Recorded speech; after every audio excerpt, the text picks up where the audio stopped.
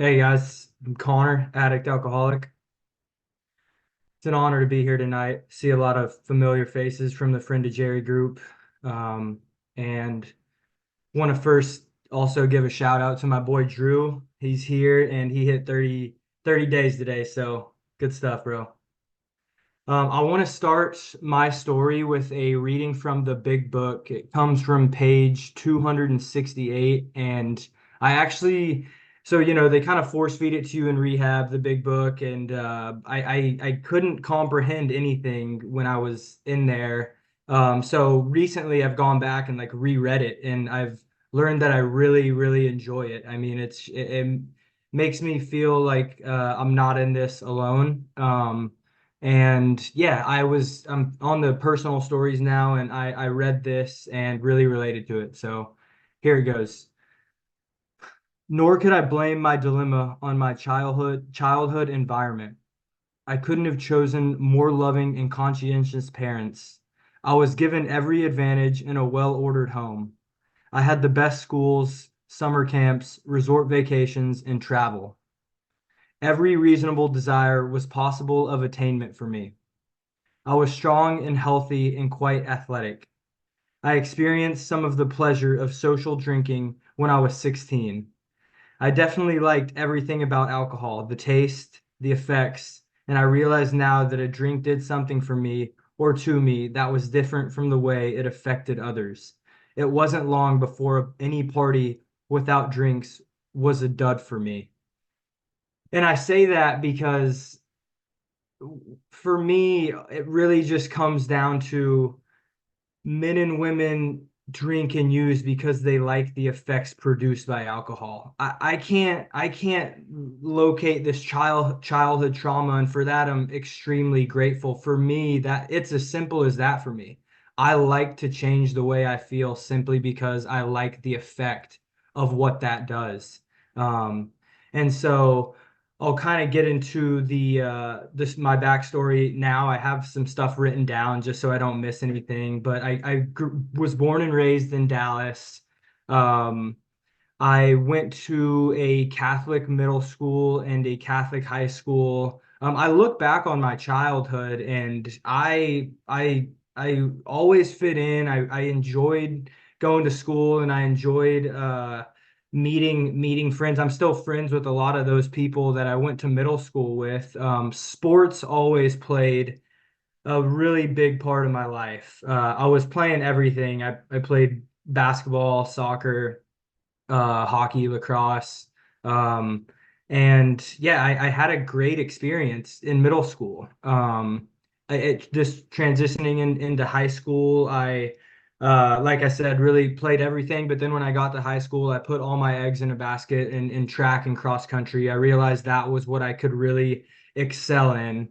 And so I had that in the summer and the winter was cross country, and then in the spring and the fall I had track. So that kept me real grounded up until it didn't, which was when I was a senior in high school when I was about 18, and that's when I started to drink and started to smoke a little bit, but I was still able to post some good times in track and cross country. So I still was putting sports first in my life. And I'm very grateful for that and very grateful for the opportunity to be a part of something bigger than myself in high school on a track and cross country team.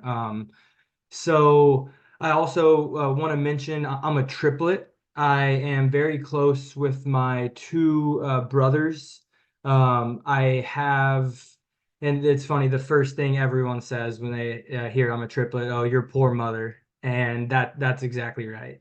We definitely gave her a little bit of hell growing up. We would fight all the time, but we're very close. Um, and to give back to them by staying sober has been awesome, and I'll touch more on that later.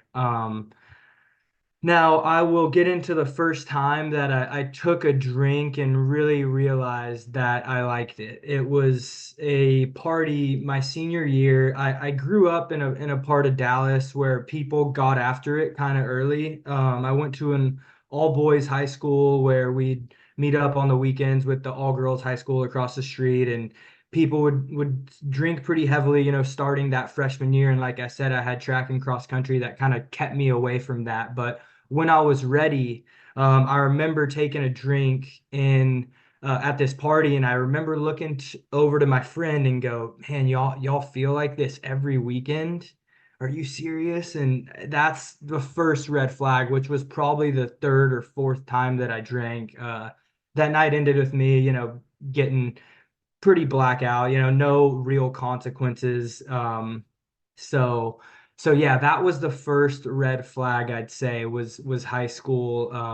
And another time in high school, I get too drunk and having to call the ER, and I could never really ever drink responsibly um from an early age. That yeah, I was at a concert, and yeah, just remember the my parents had to get called, and anyways, I so that was just drinking, and there was smoking was pretty big in the just like with my friend group, and like I said, I kind of stayed away from it. But I remember I told my friend, "Yo, I want to smoke," and since the first time I ever took a puff of weed, I fell in love with it. I just am a stoner at heart, and I that for me was totally a gateway. I hear a lot that, oh, weed's not a gateway, it's alcohol. For me, it was both of those things that eventually led to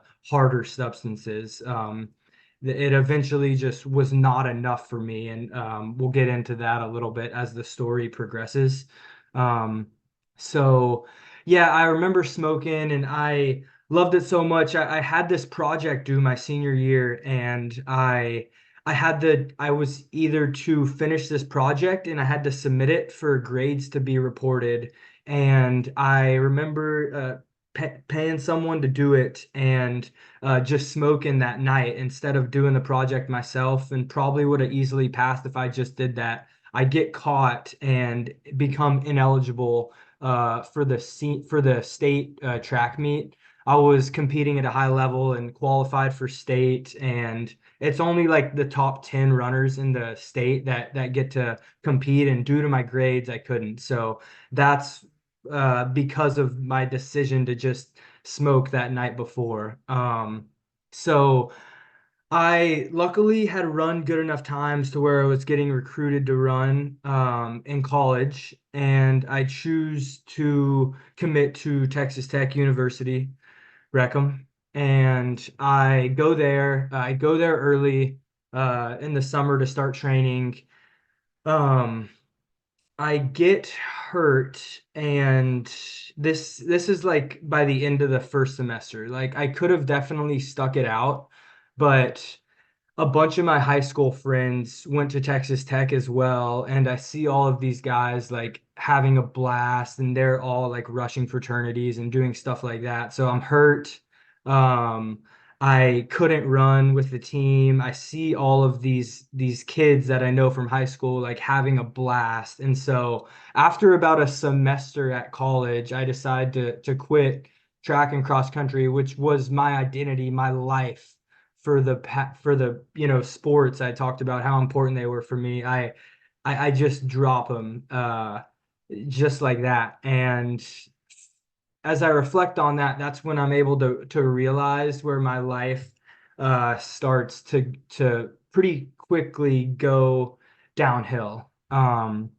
So I end up rushing the fraternity, and like I said, that's when it kind of starts to get get bad. And soon after I joined the frat, I was introduced to Xanax, which was probably my drug of choice. I The first time I ever took one, my friend was in the dorm room, and he had like these pills that were like actual pills. They weren't like from the street or anything. And it was basically just like love at first sight, and I was never the same since that day where he gave me some in the dorm room. And so the first time where I finished pledgeship, and I'm in college, and this was the beginning of my sophomore year now. My mom is moving me into these apartments that are off campus, and she finds like the bag of pills in my boot, and that was an eye opener for me. And I was able to kick the Xanax for about that whole year, that whole sophomore year of college. I didn't take any, but in that time, I'm still abusing weed and I'm abusing alcohol. Weed was an all day, everyday thing for me for about 7 years. And the alcohol was probably on average like a couple times a week, but could never do it responsibly. Just like never ever just take a drink of beer or two, and like I still don't understand how other people can, which is why one of the many reasons I know that I am in the right place. So I do that, and like I said, that sophomore year was I was in yeah, was able to kick the hard stuff for a little bit. So I end up like in but any time that something significant would happen in my life and like didn't go my way, like in this case, like a relationship I was in, like badly, and I the first thing I do is like try to go score some pills, which is what I did. And since that, like I could get on and off of them for a week or maybe a month, maybe that whole year, like I said, but eventually the weed and the alcohol would not be enough, to which I would turn to the pills. So that was my relationship with drugs and alcohol pretty much all throughout college. I'd have all these real bad things happen to me. I wrecked a car, and I had a bunch of shitty things happen. I somehow get a degree. I don't know how, but I'm able to. I took the victory lap and graduate in 5 years. And this takes me to my graduation ceremony where I invited all my friends and family from all over. My parents were there, my grandma, and my brothers and dad and everyone. And I was going through a bad Xanax phase then, and I remember my brothers dropping me off at the graduation ceremony. I'm like, "Can we stop at the liquor store and grab some of those shooters, like the pocket shots?" And like, what happens when like an addict or alcoholic like buys 10 pocket shots. Like for me, going to be gone. And so like I sneak them into the graduation ceremony, and already high on Xanax, like rip all of these shots. And it turns out with like it ends with me getting walked across the stage like by the dean of students. Like I couldn't even walk like for my own graduation ceremony. And like I really don't mean for this to be like a drunkalog and like debated on telling some of these stories, but the only reason I am is because of to show you how much my life has turned around. So with that being said, I graduate and I move to Tulsa. I have this job lined up with a family friend, a company called Tulsa Plastics. They tell me I'm going to be doing like a bunch of like sales, and I wouldn't have trusted myself in a sales role anyway. But I end up like they tell me I'm going to be doing sales, up like driving the forklift and like running the saw. And so like I had this huge resentment towards them. And I'm thinking I'm better because I have this degree. Shit, they saw me how unstable I was. Like I wouldn't have put myself in a position like that anyway. And I I I show up out of my mind multiple times, and it turns up them they send me home. And when I say out of my mind, I was blackout. I was anyways. It was bad, and they send me home during Christmas break. I go home, and they're like, come back after Christmas when you're ready. And they didn't even fire me when they easily had cause to.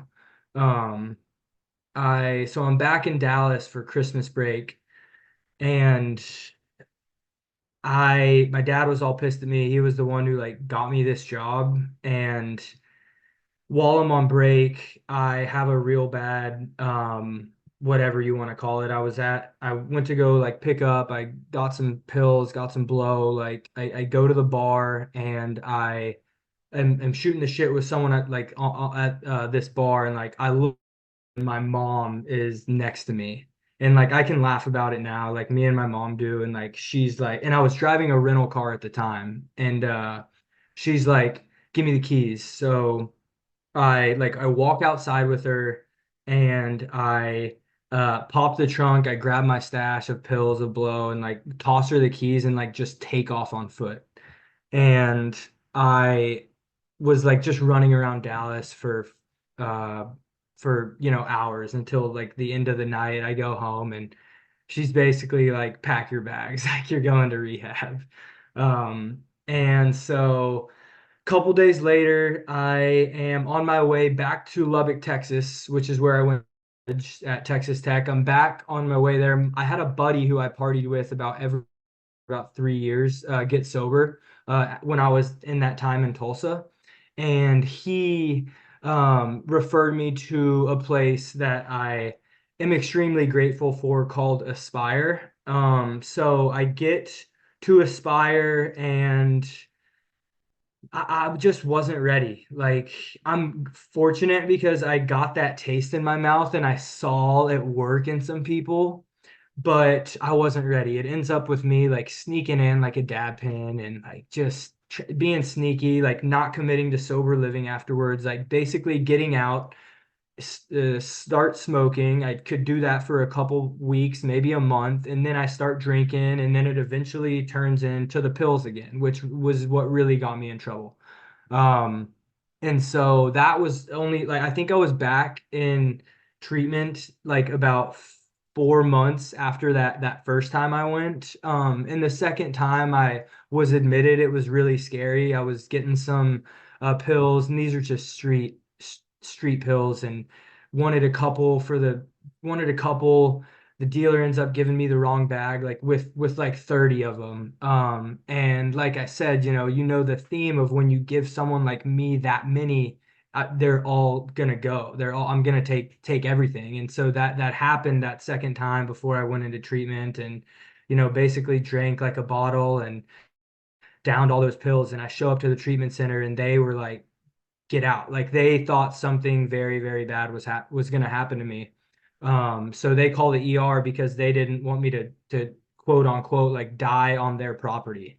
So that was the second time I get into treatment, and they allowed me back after I, got flushed everything out of my system. And that's when I realized that I needed to do this. I needed to go all in the program, but the scary thing is that happens.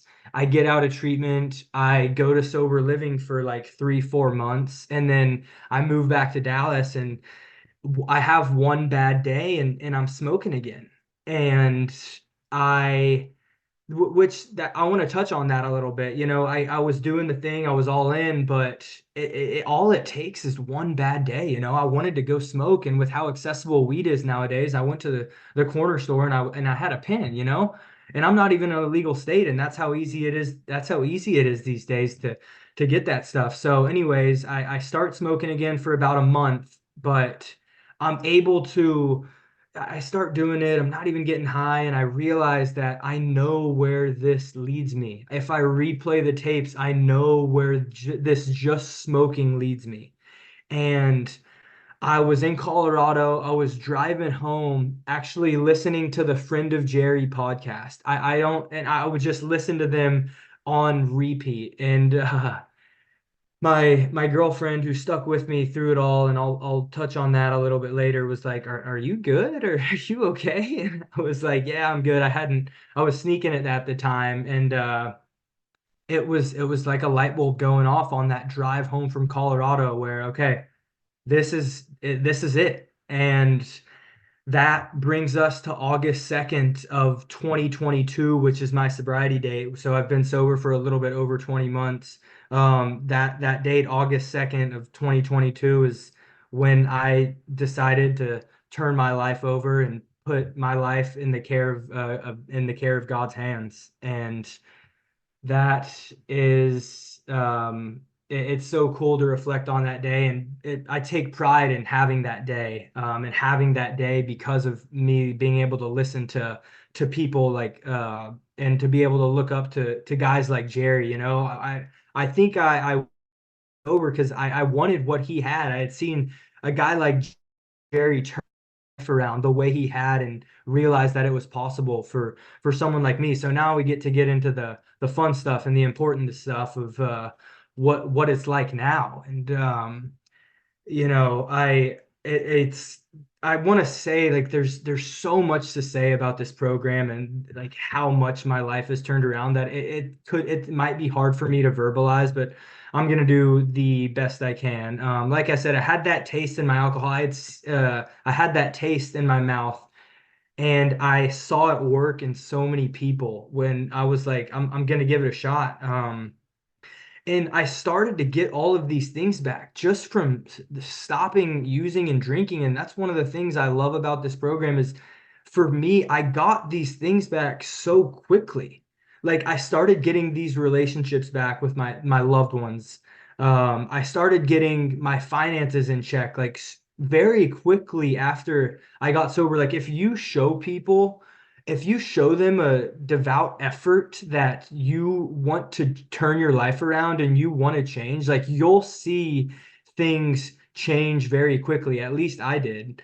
Um, like I started working the steps and yeah, like it just so quickly I see these things turn around in my life. And I remember getting my 3 month chip. And at this time, I don't want to make it seem like this is all easy. I really struggled with that phenomenon of craving for the first 3 to 4 months of sobriety.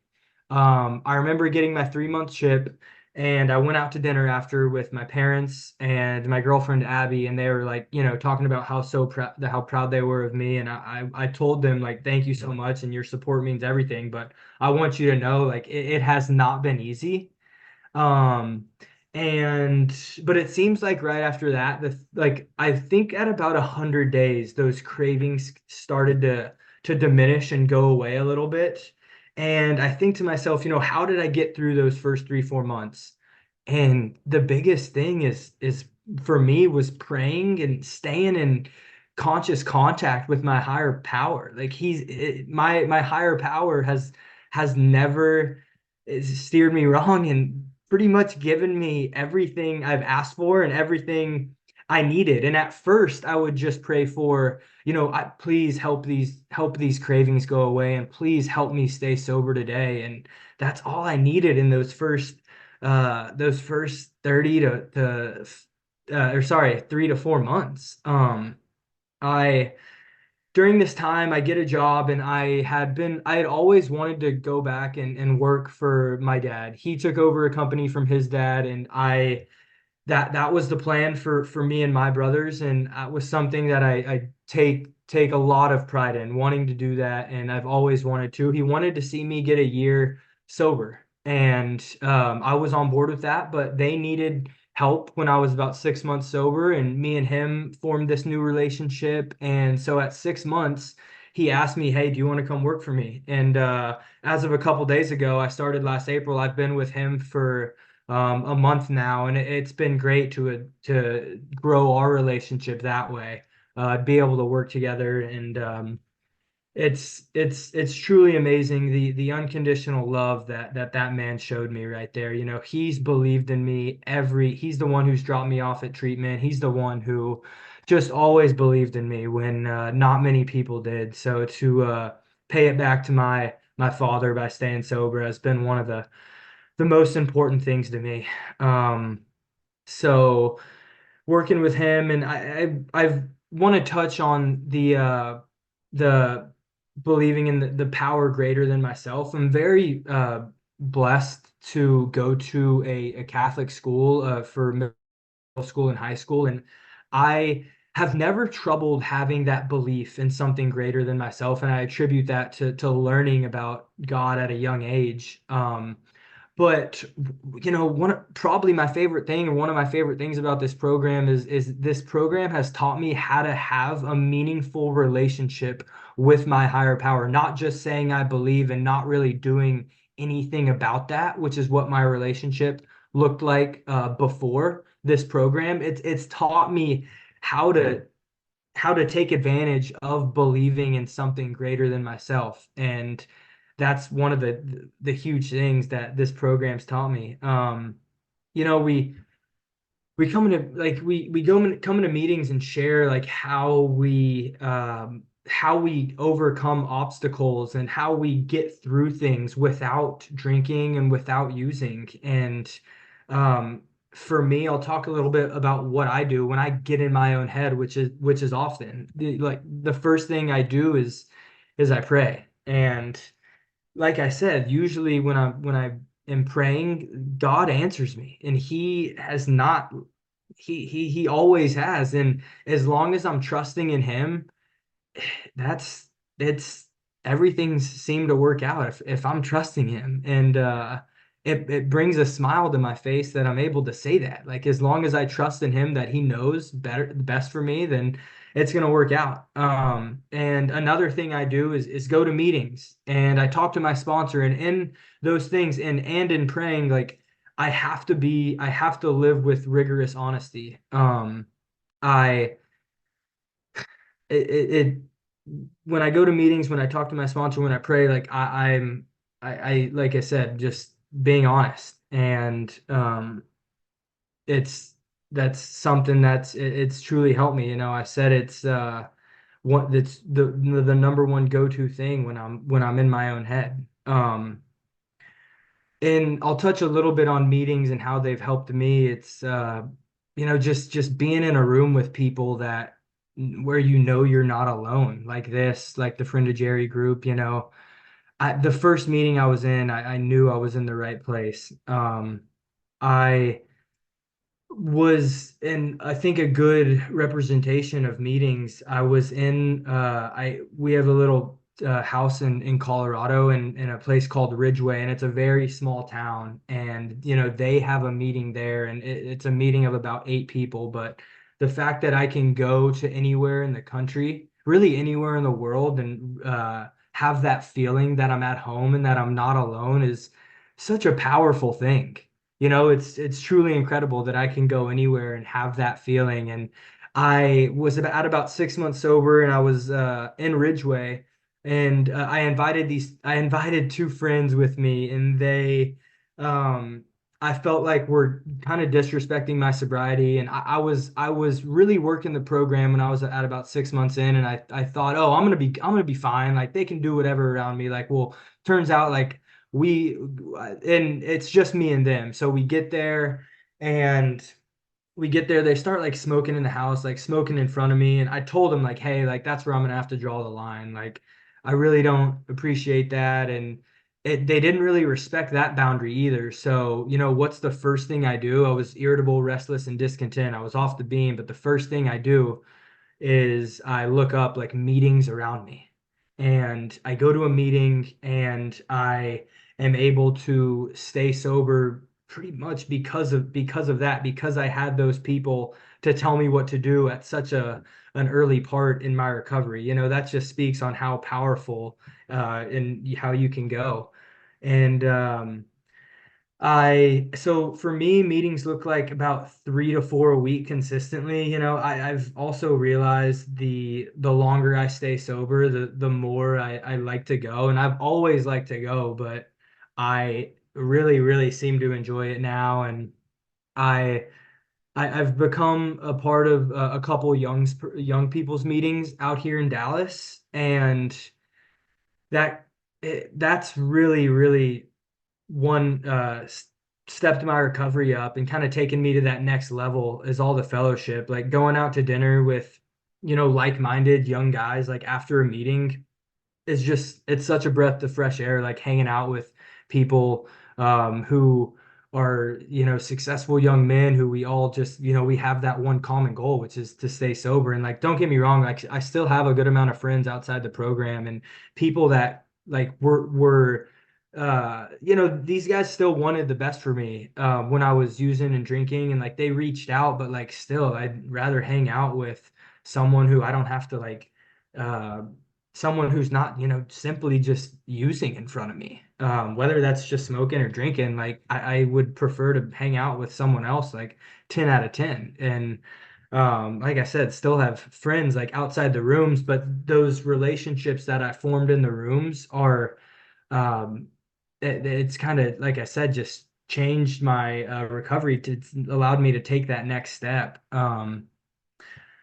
I want to like, yeah, I was gonna maybe go through like the steps. I don't think I'll have enough time, but like want to touch up on the spiritual awakening for me. And like for me, when it happened, it was I was in the car with I was driving home from work, and my mom I just went to a wedding, and these were all like old fraternity brothers, and it was 2 days of straight partying, and I was just there like supporting my buddy, like honored to be there. I'm really glad I went, but like I saw these guys just go hard. And it's not me judging them.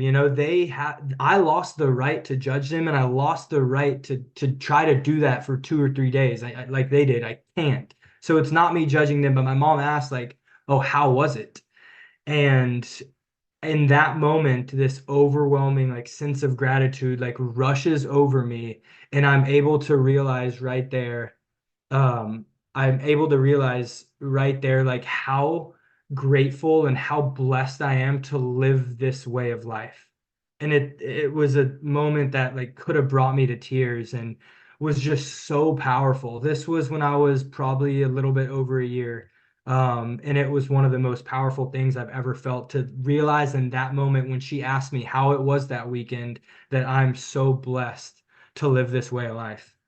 Um, I want to also touch up on being of service. Like I have not had the pleasure, the luxury of sponsoring someone yet, but that doesn't by any means mean I haven't been able to be of service. I've been able to help someone get into an IOP program. I've helped I went on the Friend to Jerry podcast at like 5 or 6 months and was able to tell my story then in there. And the amount of overwhelming support I got from people who listened and from my friends and family was incredible. And now the fact that I'm the guy that people will come to about getting sober, and the questions that they ask me, like I'm that guy compared to this guy who walked in the rooms 20 months ago. I mean, it's a miracle, right? And I take such pride in that, and it's such an honor that people trust me with even asking about sobriety, with asking me about questions after a meeting. How like someone said to me in a meeting of being of service, if you're in the rooms, like you're never bored, and like you're all and like always busy. And that's been like, if you want to do something, or if you want to be of service, like you can like go just text someone, right? Like it's as simple as that. Just text someone, ask them how they're doing. um so and I just never have done something that rewarding, being of service like that, which is another reason I do it. It makes you, it's for the other person, but it's also for yourself. Something that's helped me lately that I want to touch on is the saying, like, this too shall pass. And like I said, I get in my head a lot, but it is, if I'm trusting God and if I'm telling someone and I'm honest, like it has always rung true that it has passed, and that thought that I'm overthinking, that overwhelming feeling that I'm feeling is, is it's passed if I just trust in my higher power. And that's something else that's been huge for me. I want to touch on the relationships that I've been able to uh, regain in this program. And like I said, it's what's been awesome for me is to pay back the people that stood by me through those two treatment centers, through when I was going through my worst. And for me, that's my brothers, my parents, and my girlfriend who stuck with me, through two, basically 2 terrible years of me keep continuously fucking up. But there's nothing I can say to them, and this kind of goes into the immense part. Like, there's nothing I can say to them that makes up for what I did in the past and what I put them through. The only way I know how to make it up to them is by staying sober and by continuing to live this way of life, right? I can't just say sorry and everything goes away. I have to act on it and show them with my actions that I am sorry for the things that I did for them. And the unconditional love that I didn't deserve that they showed me I mean, it's so cool. And very, very proud that of all the things I've gotten back, starting with the relationships with those who stood by me. Yeah, gonna we talk about like the life beyond your wildest dreams, and I touched on like what does that look like for me. It looks like paying back the ones that stood by me, like I just talked about. The fellowship that I've talked about, just getting these new friends and these meaningful relationships that I had never had. um but the biggest thing when it comes to that happy, joyous, and free life is that freedom from drinking and using, and that freedom from that phenomenon of craving. I never like I never thought this freedom was possible. I thought I was always going to be a slave, and I thought I was always going to be have that obsession to drink and use. But this freedom that I have today is just so incredible, and words can't describe it. Like when someone asks me how I'm doing, that's what I instantly think of is I'm free today of that, of having to use or having to drink to change the way I feel. And it's the most priceless things, um, one of the most priceless things ever. And